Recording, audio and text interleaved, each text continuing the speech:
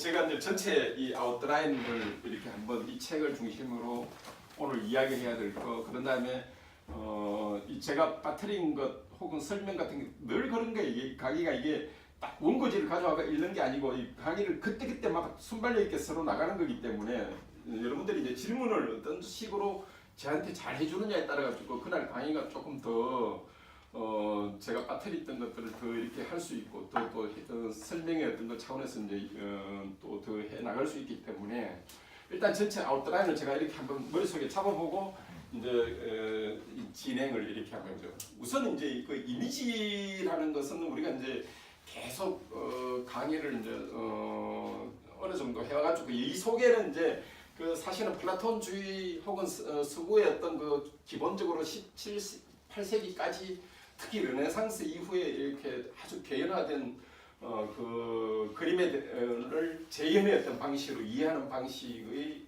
그게 깔려 있고 1차적으로는 우리가 이제 이게 이제 지금 복제 시대 이후의 어떤 이미지는 이제 상당히 이게 다르죠. 이때는 이제 시뮬라크라 이런 개념으로 넘어가가지고 복제된 이미지가 저 스스로 지끼리 뭉치고 저끼리 결합해서 저끼리 뭔가를 또 만들어내는 그런 어떤 자율적인 단계로 넘어가지만은 그 이전까지는 어쨌거나 간에 플라톤주의적인 어떤 사유가 이렇게 깔려 있어가지고 뜻하든 사물 원본을 재현해줘야 된다 이런 어떤 사유의 어떤 기본 바탕이 깔려 있고 우리가 전번 시간에 들레즈 공부했을 때도 계속 이제 이게 비판이 많이 됐죠. 계속 이미지 그 자체를 복사로 이해하는 즉 재현으로 이해하는 어떤 이 이미지 자체가 근데 이 이미지를 재현으로 이해하는 이 단계가 크게 보면 아주 두 가지로 있어요.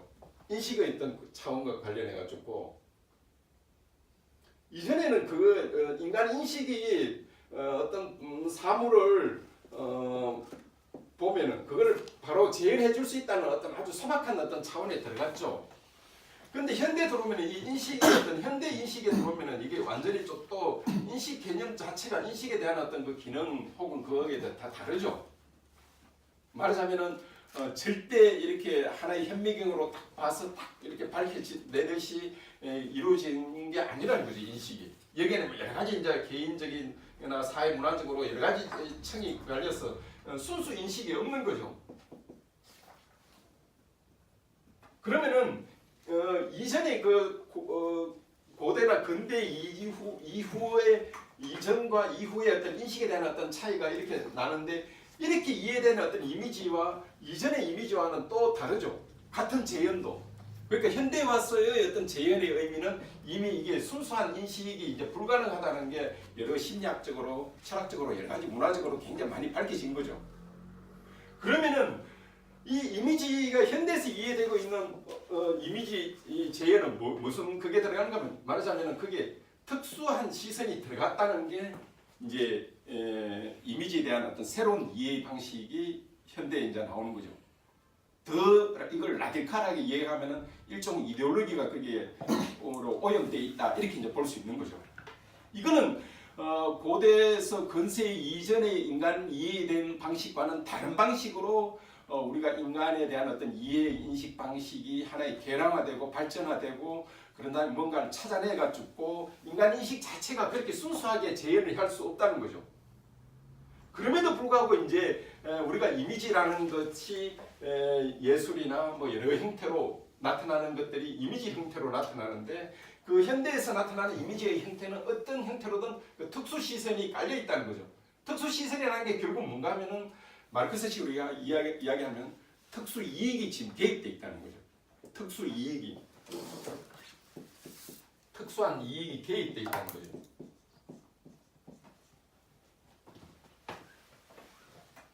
그러니까 그 다음 과제는 그럼 뭐냐?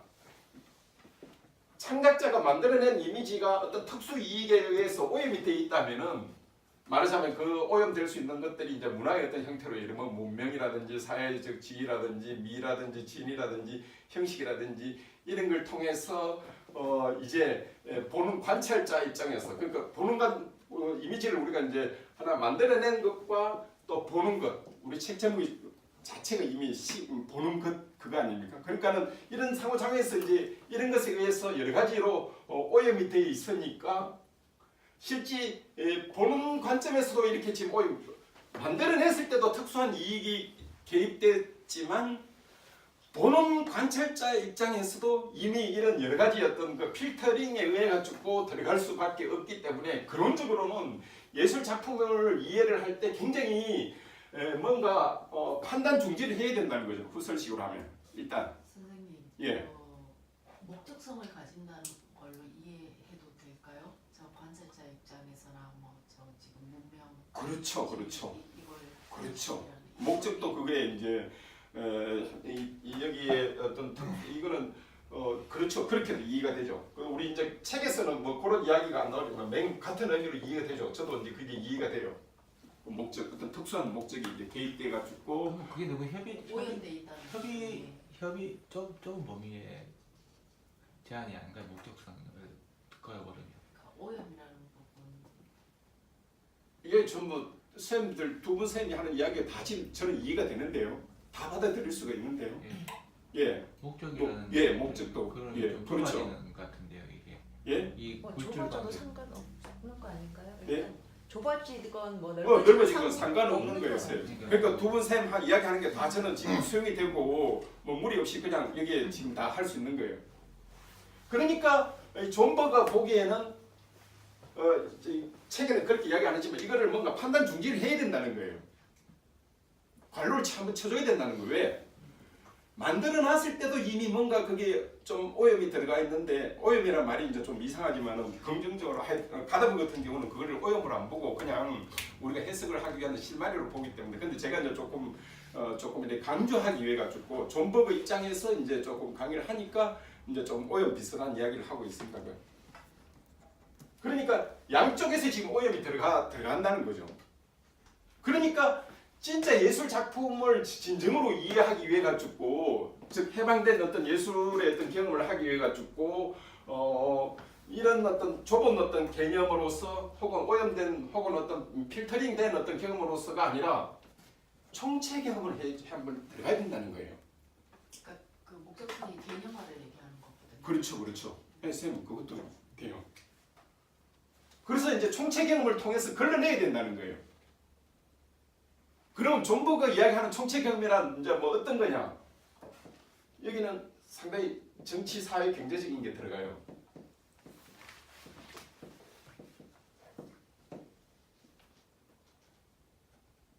이제 그래서 이제 여러분들 그 책에서 이제 얘가 할스 그 얘가 나옵니다. 그 이제 뭔가면은 요양원 맞죠? 요양원은 이사. 예. 요양원의 이사들이 나오는데 특히 이제 남자보다 여자 쪽을 이제 분석을 많이 해요. 그럼 어떻게 해서 이 총체적 경험으로 들어갈 수 있는가? 여기서 이제 몇 가지 존버가 그렇게 이야기를 하죠. 할스가 봤을 때의 어떤 시대하고 우리 시대하고 1차적으로 유사성이 있다. 말하자면 정치 경제적인 어떤 그 지평이 같다는 거죠. 비슷하다는 거죠. 그래서 그 사람이 봤은 시선하고 우리가 제대로 된 경험으로 그걸 보면은 시선을 보면은 그 할스가 그려냈던 전달하고자 했던 어떤 이미지 그 어떤 의도를 우리가 이제 파악할 수 있다는 거죠. 그러면은 할스가 보기에는 죄송합니다. 존버가 보기에는 무슨 이야기인가 하면은 이 그 요양원의 어떤 이사에서 나타나는 어떤 그 그림의 어떤 그 방식들이 그걸 진짜 진정한 의미에서의 어떤 그 예술의 어떤 그 경험으로 예술에 대한 어떤 해석으로 넘어가려고 혹은 그걸 파악하기 위해서는 그게 몇 가지 신화적 어떤 방식의 어떤 파악 방식을 제거를 해야 된다는 건데 요게 이제 변형된 어떤 형태로 나타나는 거죠. 그래서 그 신화된 방식 자체가 어떤 거냐 하면은 순수하게 미술 감상적 차원에서 이해를 하려고 하는 것이 잘못됐다고 보는 거예요. 그 미술적 감상이라는 게 이제 일종의 이제 그 작품 자체를 컴포지션 작품으로 번역하려고 하는 차원. 컴포지션 차원 자체라는 게 거기서 뭐 이제 뭐 부채의 놀림이라든지 아니면 그 색깔의 어떤 그 관계라든지 아니면은 그 어떤 그 전체 대각선을 통해서 이루어지고 있는 어떤 그 전체의 어떤 조화의 어떤 균형 이런 방식으로만 할 수 그 그림을 보면은 그냥 순수 미술 경험으로 빠지게 되고 거기에서 빠지게 되면은 결국은 무슨 한 그림을 어떻게 평가하게 되는가 그 그림의 어떤 여러 가지 그 인물을 생동성이 있는 어떤 생명력만 보게 되는 예술 작품 평가를 이렇게 평가를 하게 된다는 거죠. 그 작품에 보면은 그 인물들 자체를 보면은 이게 이제 부분적으로 맞는 이야기는 나와요. 이게 이제 틀렸다는 이야기라기보다는 여기다가 옹리를 해버리니까 이게 순수하게 미술 작품으로서의 어떤 걸로 이루어지고 그런 다음에 미술 감상으로 이루어지고 그 미술 감상으로 이루어질 때는 근원적으로 할스가 봤던 어떤 그 근원적 어떤 그 경험 이제 이게 여기가 좀 중요한데 총체적 경험으로 이야기하기 위한 어떤 거예요. 무슨 경험인가 하면은 거기에서 어떤 한 인물 그러니까 그 여사들이 이사들이 가지고 있는 어떤 성격이나 그 사람들이 가지고 있는 어떤 생명력 어떤 그런 생동감 그걸 지금 본 게 아니라 한 자본가의 어떤 계급성이 있는 인물들이 출연을 보았다는 거예요. 할스가. 그리고 여기서 이 그림에서 어떤 콘트라스트나 아니면 그게 어떤 긴장감 같은 관계는 바로 사회 심리적 차원에서 나오는 건데 이런 사회적 심리적인 차원은 할스가 그 한 자본가의 어떤 계급의 어떤 탄생을 한 가난한 화가가 바라본 그것이 이 그림의 핵심이라는 거예요. 근데 그 그림의 어떤 핵심을 이렇게 봐야지 이제 그 그림을 보는 관찰자의 입장이 자기 본래의 어떤 역사적 경험을 원초적 경험에서 진정한 의미에서 역사적 경험을 하고 과거에 대한 진정한 평가를 할 수가 있는데 그 과거에 대한 진정한 경험, 역사적 경험이 자기의 어떤 미적 주체적 경험으로서 가는 게 아니라 이렇게 미술 경험적으로 가버리면은 미술 작품 자체를 그냥 하나의 어떤 시비화 시그리는 방식으로만 즉 미술 감상의 어떤 한 형식으로만 이루어져 버린다는 거예요.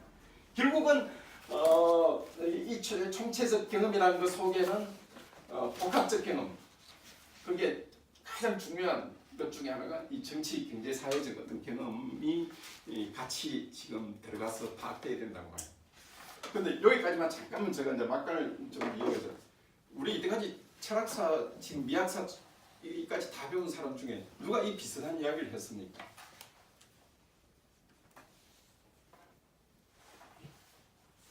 이런 이야기는 아니지만 이렇게 이야기할 수 있게끔 가능성을 던져준 사람이 있어요.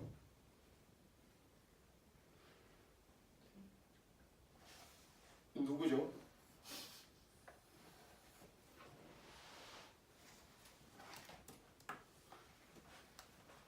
딱 이렇게는 이야기 안 했지만은 예술 작품을 우리가 해겔 보면은 그렇게 이야기했지 않습니까? 해겔이 뭐라 그랬습니까? 한 예술은 정신의 영역에 속하지만 정신의 영역이 탄생이 되기까지는 그 이전에 많은 의식의 어떤 경험을 겪고 온 건데 그 이전에 많은 경험의 의식이라는 것 속에는 정치, 사회, 경제적인 어떤 그 경험이 이 예술 작품, 즉 정신의 어떤 토대 속에 밑에 깔려 있어야 된다고 했지 않습니까? 총체성이 가는. 그렇죠. 그렇죠. 그러니까 이 이야기는 딱 아니지만은 존버그도 딱 이걸 이런 식으로 막 딱 해결을 안 끌어들였지만 우리가 지금 이때까지 공부했는 거를 가지고 이 존버그를 이제 뭔가 비판을 본다든지 아니면 뭔가 경험을 이 어느 어떤 식의 어떤 방식에서 이게 이런 이야기들이 가능하게 해준가를 할 수 있지 않습니까? 존버그는 굉장히 막시스트예요. 그러나 우리가 공부했던 어떤 방식으로는 지금 해겔의 어떤 사유 방식을 예술에 대한 어떤 이해 방식을 가져갔어요. 변증법의 핵심은 그 극복도 있지만은 원초적 형태의 보존도 있어요. 보존. 이게 굉장히 중요해요. 그러니까는 이전의 어떤 그 극복된 어떤 형태들을 자기 속에 맹아의 어떤 형태로 가지고 있어야 돼요. 그러면 정신이라는 거는 결국은 이전의 모든 의식 방식의 어떤 것들을 자신 속에 극복된 형태로 가지고 있기 때문에 다른 말로 하면은 예술은 즉 그 형태 최초의 형태가 정신의 최초의 형태가 예술인데 예술은 그 이전에 정치 사회 경제적인 어떤 기본적인 어떤 걸 토대로 밑에 깔고 있어야 된다는 거예요. 그 토대를 그냥 이렇게 레고처럼 이렇게 쌓는 방식이 아니라 극복된 방식으로 가지고 있어야 된다는 거예요. 그러면 이제 우리가 다시 이쪽으로 와서 이 총체적 경험이라는 것 자체가 우리가 갖지 않을 때는 자꾸 이 특수성에 끌려있는 이미지에 끌려가게 되는 거고 그게 이제 빨리게 되는 게 된다는 거예요. 그래서 예술가가 그 어떤 계급, 그 핍박받는 계급 속에 서지 않고 국가나 자본가 앞에 설 때 여러분들 그 이 책 서문에 이제 아주 그 장렬하게 이 버그가 그렇게 썼어요.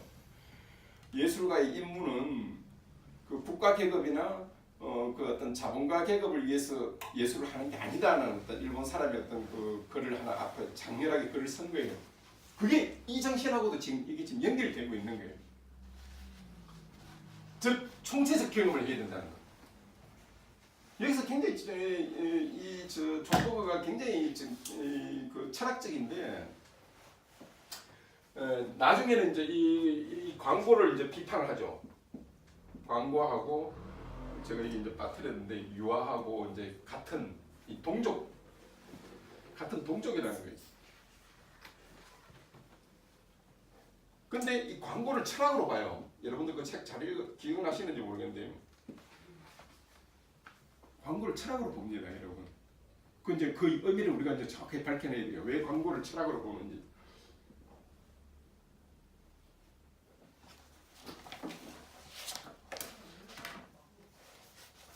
그래서 이 총체적 어떤 경험의 파악을 볼 때 그 우리가 이제 자선 요양원의 이사에서 이제 여자 이사들에 대한 어떤 그림의 어떤 그 분석 자체를 그림을 신비화시킨, 즉 그게 마치 인물들이나 그 생생함 그 자체가 드러났다는 방식으로 이해를 할 때는 미술이 감상으로 빠지지만은 그것이 하나의 우리의 사회적 심리적인 어떤 그 콘트라스트를 우리한테 던져주는 방식으로 이해를 할 때는 우리가 주체적 경험자가 되는 거고 단순히 미학적 이 문제가 아니라는 거죠. 바로 정치적 총체적 경험으로 가는 거라는 거죠. 왜?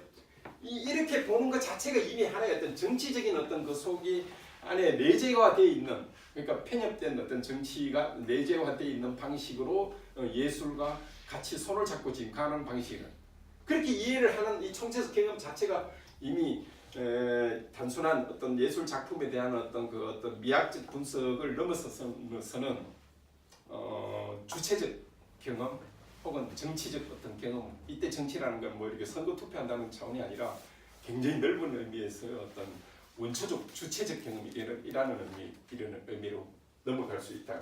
그런 경우에만 비로소 이제 예술에 대한 어떤 이해의 어떤 가능성 지평이 열리고 단순한 미술 감상의 차원을 넘어서는 우리가 예술 작품을 통해서 그 의미를, 그래서 이제 존버가 그런 의문을 던지죠.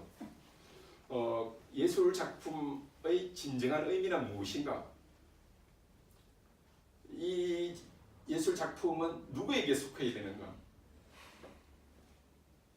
바로 그 시대 때 그 시대를 담당하고 있는 혹은 시대의 주체적인 어떤 계급이 그 과거의 경험의 즉 예술이 이제 그 과거의 경험이니까 그거를 주체화할 수 있는 어떤 경험, 이런 경험에 있어야만이 비로소 이제 그 자유가 가능하고 그런 다음에 예술에 대한 어떤 진정한 이해가 가능하고 그런 다음에 예술 그 속에 파묻혀 있는 여러 가지 사회 경제적인 어떤 그런 문제들을 직시할 수가 있어서 창조적 방식으로 나아갈 수 있다고 이렇게 보죠. 그게 이제 여러분들 일차적 어떤 차원에서 이제 요 이야기하고 이제 두 번째로 이제 카메라를 통해 그러니까 새로운 어떤 매체를 통해서 예술 자체에 대한 어떤 변형된, 그러니까 이미지 자체가 카메라를 통해서 새로운 어떤 방식으로 변화된, 그러니까 이게 이제 벤자민 벤자민 글이 이제 많이 이제 인용이 되고 또 굉장히 중요한 현대적인 사회에서 굉장히 중요한 어떤 방식으로 이제 넘어가는데 그거는 이제 제가 조금 이따 설명하고 여기까지 일단 1차적으로 제가 질문 하나 받죠. 그다음에 이제 이미지와 새로운 매체를 통해서 예술이 어떻게 변화되는지 그걸 이제 복제된 시대의 어떤 예술에서 그래가지고 굉장히 유명한 글들이 많이 나오는 어떤 그런 것 때문에 그거는 이제 조금 이제 조금 이따가 이제 제가 확인하고 일단 여기서까지 질문을 제가 하나 받고 잠깐 넘어가죠. 예, 쌤 질문. 저는 결국 지금 현대 미술을 현대적 방식으로 해방된 예술로서 인식하는 어떤 방법론을 제시한 것 같거든요. 그렇죠. 예. 그렇죠. 근데 저는 요즘 사실 이거마저도 같은 그건지 모르겠지만 표현이 맞는지 모르겠지만 오염돼 있구나라는 생각을 좀 하고 있거든요. 어떤 의미세요? 그러니까 이런 방식의 표현들, 그러니까 작가 역시도 총체 경험을 통한 그 이미지를 만들어낸다는 거죠. 만들어내고 그리고 또 그 어떤 해방된 예술로서의 경험을 관람자한테 요구하고 있지만 그 관람자들이 과연 저 총체 경험을 얼마만큼 했냐라는 걸 두고 봤을 때 그 예술이 현대 미술이 어떤 강요성을 띠고 있지 않나라는 결국 또 다른 오염에 빠지고 있지 않았나 하는 이런 의심을 가지고 있거든요. 근데 이제 그거는 저는 이렇게 봐요. 이거를 이제 어떤 예술의 어떤 그 발전을 이제 우리가 좀 진화론적으로 이해하지 말고 다른 차원에서 이해를 하면 다른 언어로 표현을 하면은 의미 깊이의 어떤 그 확장 혹은 심층화 이렇게 이제 표현할 수 있는데 의미 깊이의 어떤 심층화 진화론적으로는 아니지만은 그런 방식인데 그래서 쌤 지금 이야기하시는 어떤 그 방식도 그게 이제 자기가 자기의 어떤 그 예술가가 총체성을 사실은 예술가가 총체성을 제시한다는 것 자체가 이미 사실은 불가능하죠. 불가능하죠. 왜? 첫 번째는 왜 불가능한가 하면은 첫 번째는 그 예술가가 갖고 있는 어떤 경험이 굉장히 한정돼 있어요. 시간적으로, 장소적으로, 그런 다음에 그 사람이 가지고 있는 어떤 예술적인 어떤 깊이 이런 개별적인 차원에서. 그래서 어떤 의미에서 이게 이제 제한적인 거예요. 그래서 만약에 이제 우리가 어떤 이론적으로 이렇게는 이제 쭉 비판해 나가지만 실제 예술가가 만약에 우리가 하이데거도 공부하면서 계속 그러지 않습니까? 존재자의 존재라는 건 총체성으로 뭔가 이것처럼 이것은 뭐다라는 방식으로 이해되는 게 아니라는 거죠. 어떤 걸 우리가 이해를 할 때 무엇 때문에 그게 그런 식으로 이해를 될 수밖에 없느냐를 설명을 해줘야 되는데 그 설명해줘야 되는 근거들이 존재자의 존재라고 이야기할 수밖에 없는 거죠. 그렇지 않으면 우리가 상대주의로 빠지니까 너는 네 세계고 너는 너 세계고 그럼 뭐 아무 그것도 없이 뭐 이렇게 되느냐 이렇게 되어버리는 거니까. 하지만은 존재자의 존재라고 이야기를 딱 할 때 그때의 어떤 것이 그 논리상으로는 총체성으로 제시를 하지만은 실제 이제 그 유한한 시간 공간에서는 그게 총체성으로 일어날 수가 없죠. 그러니까 쌤 그 하신 것도 각각의 개별 예술가들도 사실은 그 제한된 방식에서 제한된 방식으로 총체성에 대한 어떤 거를 이제 이야기를 하고 제한대로 하는 거죠. 그래서 저는 그게 이제 계속 전체의 어떤 총체적 어떤 경험에 이렇게 총합되는 거라고 봐요. 다른 사람이 이렇게 봐가 이제 이렇게 이야기를 하고 이런 문제를 이런 식으로 제시를 하면서 그것이 다시 이제 전체의 어떤 총합 경험에 다시 수용되고 비판되고 극복되고 뭐 이런 방식으로 이루어지는 어떤 그런 과정 속의 어떤 그 경험이 아닌가 그렇게 봐요. 예, 쌤. 인식 작용이 예전에는 하여튼 질서 정연했잖아요. 맞아요. 그러니까 이제 뭐 이런 질서 정연 안에 틀에 맞춰서 인간이 세상이 이럴 거라고 기능해버렸기 때문에 뭐 오염도 없었고 실제로 원래부터 오염돼 있는 거예요. 맞아요. 이제 그걸 이제 인간이 깨닫고 맞아요. 근데 이제 하나 중요한 차이점은 이거죠. 전부 시간에도 제가 이제 그 이야기를 했지만은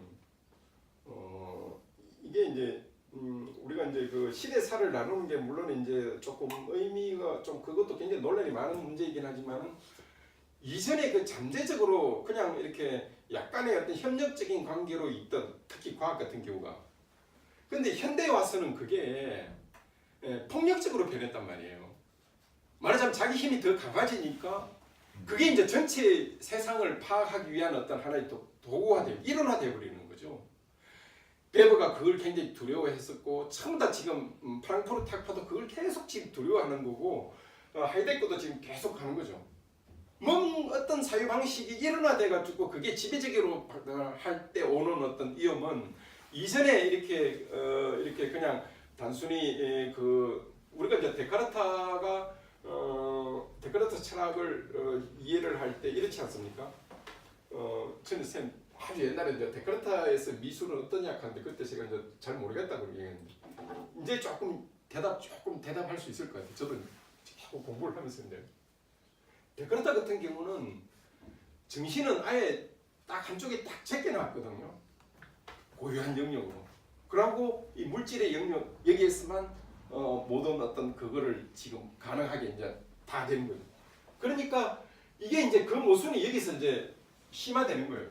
이제 지금 이 광고가 왜 지금 그 조인성 광고를 보셨는지 혹시 기억나시는지 모르겠다 선생님들 그거 일본 그 아사히 선전할 때 조인성이 나와서 그 광고 선전하는데 보면 여러분들 지금 카톡에 이제 그 올려놨는 게 있는데 뭔가 하면은 그 비트루스의 그 몸 이거 해가지고 제가 올려놨어요.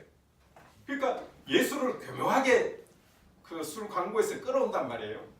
그러면서 조인성이 이제 그게 이제 자기 인물이 나오는 거예요. 그럼 뭘 노리는가 하면은 술 마시는 그 속에 예술의 어떤 정신적인 어떤 그거를 이렇게 이제 딱 받쳐가지고 말하자면은 순수 물질적인 어떤 거를 이 예술 작품을 끌어와가지고 그거를 무화시켜 버리고 마치 술 먹는 거를 굉장히 이렇게 말하자면 정신적인 어떤 영역의 어떤 그 아우라를 가질 수 있는 방식으로 딱 광고를 그렇게 했단 말이에요. 그러니까 지극히 굉장히 광고를 예술을 이제 끌어온 거죠. 이게 다 전부 다 그 시대의 흐름에 따라 가지고 그런 방식으로 지금 광고가 예술을 이해하고 있고 예술을 이렇게 속화된 방식의 예술이 광고하고 이제 딱 방식으로 지금 이루어지는 거죠. 그게 이제 조인성 그 아사히 그 광고 선전할 때 나왔는 그 레오나르도 다빈치의 어떤 그거를 그런 식으로 이제 이해를 한 거죠. 말하자면 예술의 아우라를 광고 속에 끌어넣음으로써 그 순수 물질성인 그 술을 이렇게 그걸 무화시키고 마치 정신적인 걸로 이렇게 포장화시켜 버리는 게 이제 그럴 때는 이제 예술이 말하자면 일종의 그 이용되는 도구화돼 버린 그런 경우입니다. 예.